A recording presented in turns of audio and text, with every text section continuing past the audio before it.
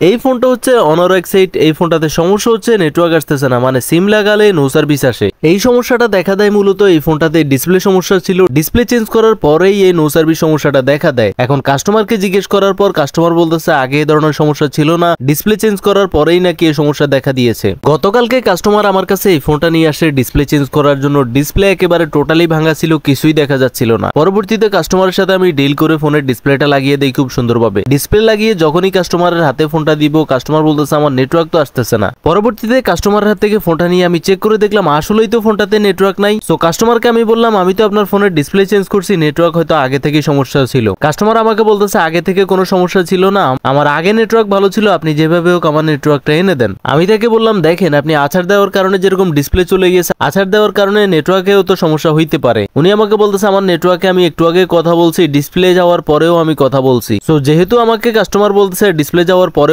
কথা বলছে, সেহেতু আমি ফোনটা আবারও সুন্দরভাবে খুলে ফেলি এবং খুলে নেটওয়ার্কের প্রত্যেকটা লাইন চেক করি। প্রত্যেকটা লাইন চেক করার পর দেখতে পাই যে সবগুলো লাইনে ভোল্টেজ অ্যাকুরেট আছে, সবগুলোই ঠিক দেখাচ্ছে। তারপরেও আমি অনেকগুলো লাইন ডায়াগনস্টিক করে দেখেছি কিন্তু কোনোভাবেই সমস্যা খুঁজে পাচ্ছি না। পরবর্তীতে আমার এক বড় ভাই লিটন ভাই IPR সলিউশন ওনার চ্যানেলের নাম, উনিও প্রায় 2 থেকে 3 ঘন্টা ফোনটার পিছনে সময় ব্যয় করে কিন্তু আসলে কোনোভাবে সমস্যার সমাধান হচ্ছিল না। উনি WTR network 2G IC 4G IC সবগুলো রিমুভ করে নতুন লাগিয়ে দেখে কিন্তু তারপরেও সমস্যার সমাধান হচ্ছিল না। পরবর্তীতে প্রায় 3.5 ঘন্টা পরিশ্রম করার পর অবশেষে ভাই এই ফোনের সমস্যাটা খুঁজে পায়। এই ফোনে মূলত সমস্যা হচ্ছে ফোনে পানি ঢুকার কারণে নেটওয়ার্কের অনেকগুলো লাইন ড্যামেজ হয়ে গেছে। তো এখানে সামান্য পরিমাণ পানি ঢুকছে যেটা আসলে খালি চোখে দেখা যায় না মাইক্রোস্কোপ ছাড়া। আর এই মডেলের ডায়াগ্রামও আমাদের কাছে ছিল না, যার কারণে আমরা চেক করে দেখতে পারি না এই নেটওয়ার্কের লাইনগুলো কোথায় কোথায় গেছে। আমরা পুরো ফোনটাতে আন্দাজের উপর কাজ করতেছিলাম, কারণ লাইনগুলো কোথা থেকে কোথায় গেছে এটা তো আমরা জানি না। কারণ অন্যান্য ফোনগুলোতে আমরা যেরকম ডায়াগ্রাম দেখে বুঝতে পারি লাইনগুলো কোথায় গেছে, কিন্তু